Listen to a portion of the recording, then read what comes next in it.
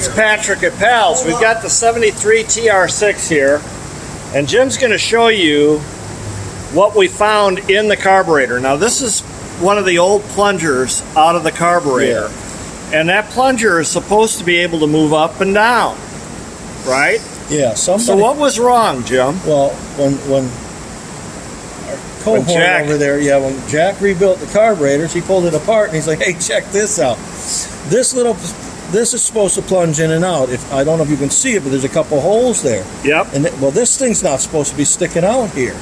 What that is, that's a keeper that just keeps it in place until you go to assemble it when rebuilding a carburetor. So somebody's been in these carburetors before and didn't pull that out and just bolted it in there.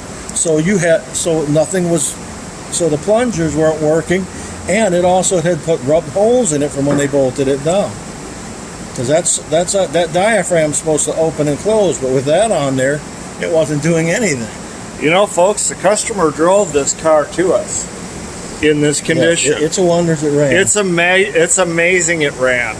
Couple that along with the bad fuel that we had in it, this car is going to run so much better once we get done. But you know, this is another thing. When you buy a car, they said that these carburetors had been rebuilt, and that was a big selling point, and it turns out they were rebuilt, but they weren't rebuilt correctly.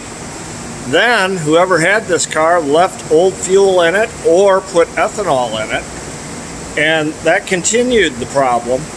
And now we've completely rebuilt the carburetors, and we pumped out the bad fuel. Jack had already drained the tank, and the fuel he was just pumping out was in the lines already, and so we wanted to get that out before we put fresh fuel into it and run it through our completely redone carburetors.